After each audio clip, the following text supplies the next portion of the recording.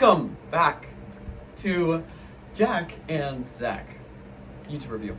Today we are reviewing N Octoroon. The article matters.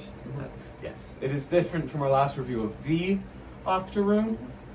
N Octoroon is basically a rewriting, a much more modern, much more postmodern. Yes, very postmodern writing of the Octoroon, written in 2014. Yeah.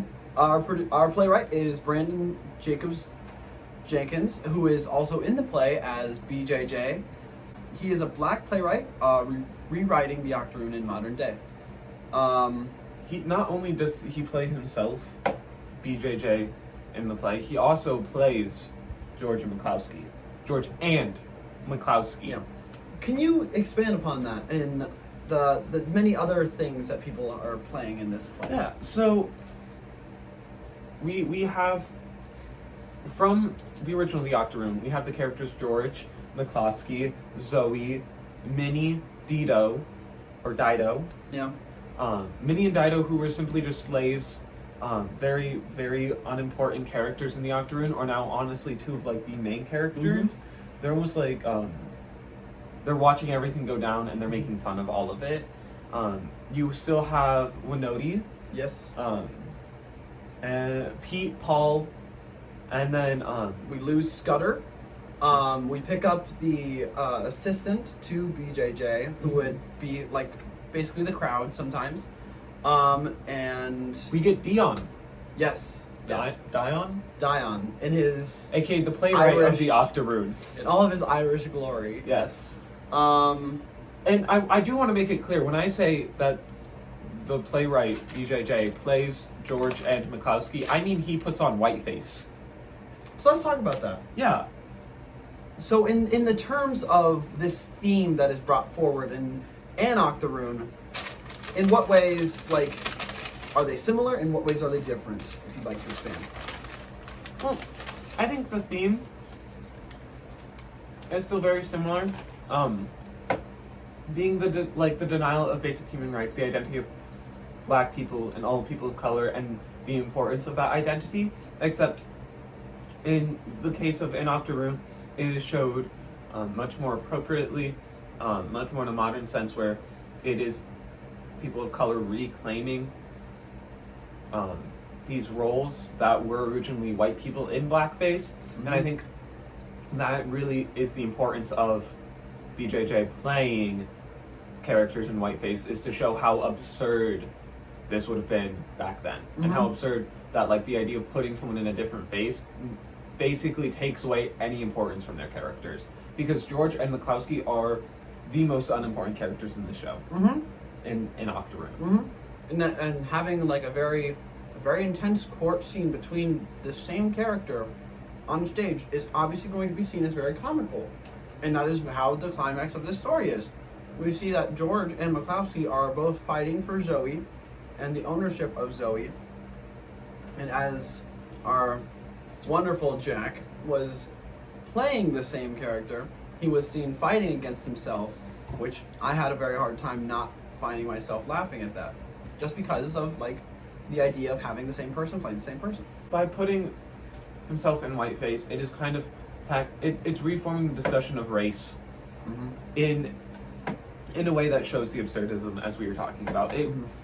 That strives to say that where we were is different than where we are, but it is still not good enough, because it's one of the opening lines is BJJ says, "I'm a black playwright," and black playwright is in quotes in the script, because it is absurd that he cannot just be known as a playwright, but as a black playwright, and that it is showing, he's starting the show off by showing that there's still so much that we have to do to get to inequality that is needed in our country when it comes to race, that is non-existent.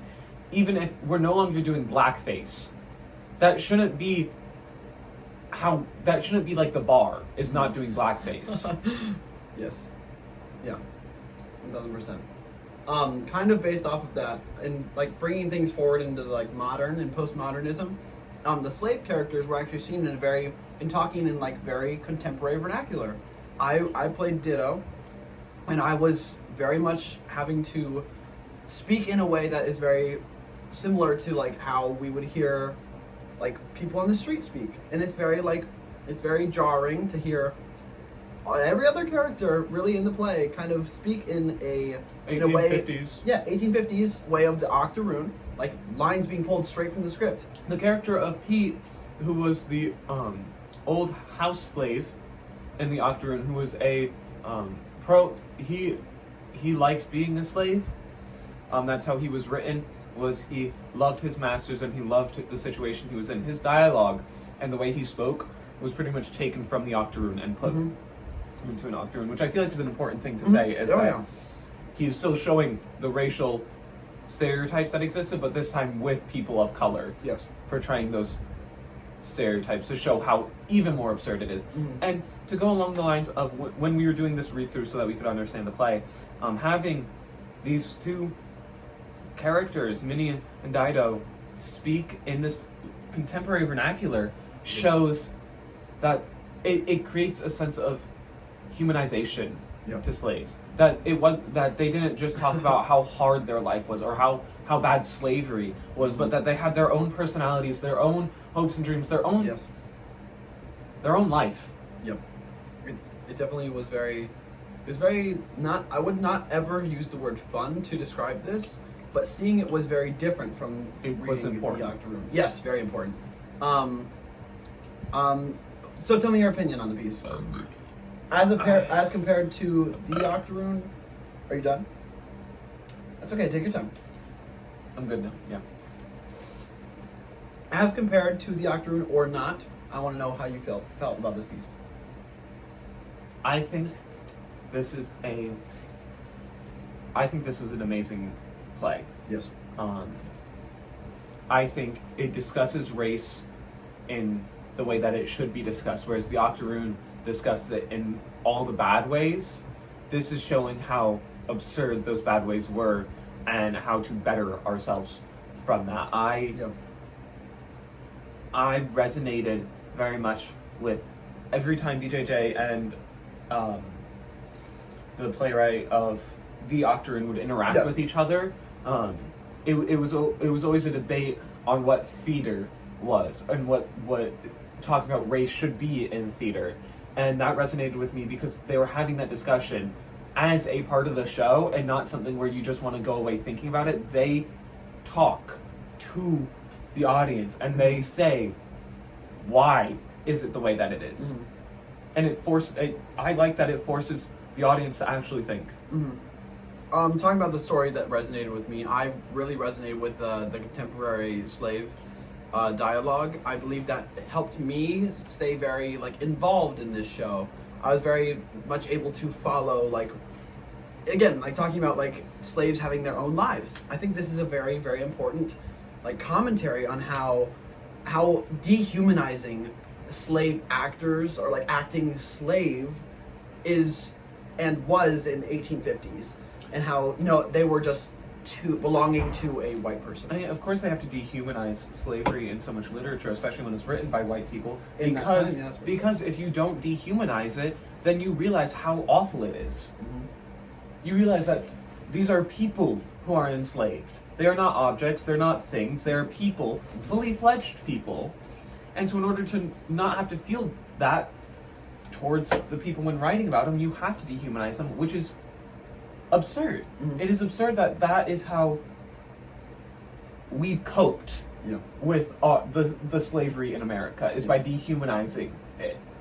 And I think that's the importance of this piece, especially when talking about race, is the humanization it has of all the characters.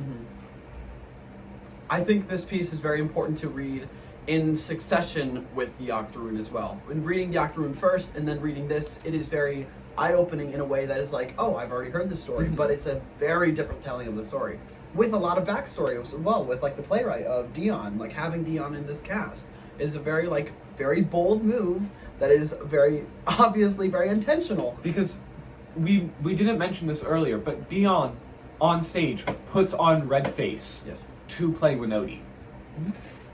And it is all very intentional of, look, this is weird, this is absurd. this is not okay, and you know that this is not okay because they're putting it on right in front of you. Yeah. Speaking of absurd, I believe ending this wonderful YouTube review is talking about this. This, I wouldn't stretch to say absurd, but what's going on?